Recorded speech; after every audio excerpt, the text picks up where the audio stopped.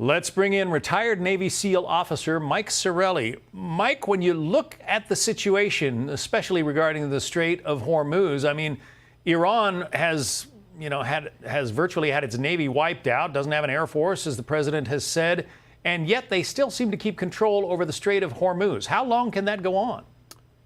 Well, their original Navy was actually built for maritime harassment of the Strait of Hormuz. So, John, if you look at that proposal plan from Iran, what are they ultimately trying to achieve here? Time and survivability.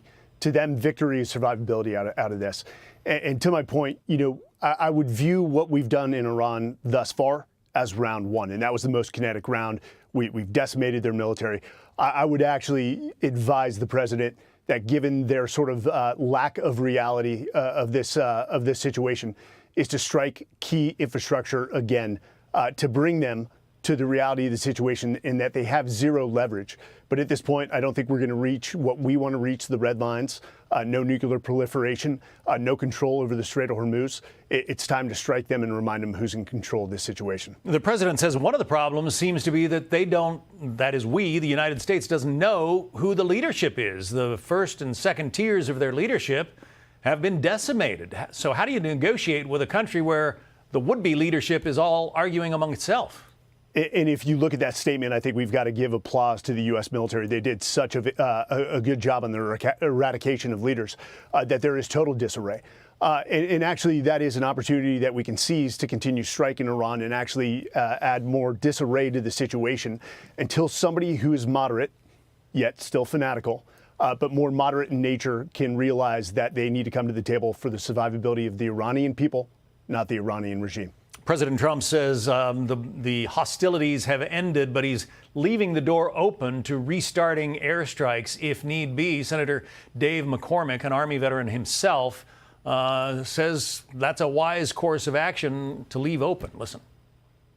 There has to be a wide open Strait of Hormuz, and there has to be a turnover of the enriched uranium and no path to a nuclear weapon. And I think there should be no doubt that the military has the capability to further eliminate a lot of the dual-use infrastructure and to finalize the elimination of all the military capability Iran has. That would be unfortunate for the people of Iran, but that may be necessary to achieve the objectives.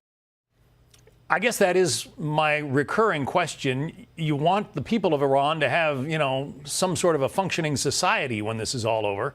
But if you bomb the bridges, the power plants, the water facilities, that hurts the people more than, well, along with the governing body. John, as a military professional, and Senator McCormick's right here, we always try to minimize collateral damage in any fight. We try to protect the innocents, and especially in this case, so they can rebuild Iran. But it may be the reality of this situation that we do need to strike that key infrastructure, rob their ability to turn the lights on, to communicate, to listen, which actually gives more freedom of maneuver for the people of Iran to potentially rise up. But I think we are days, if not a week or two, away from commencing strikes.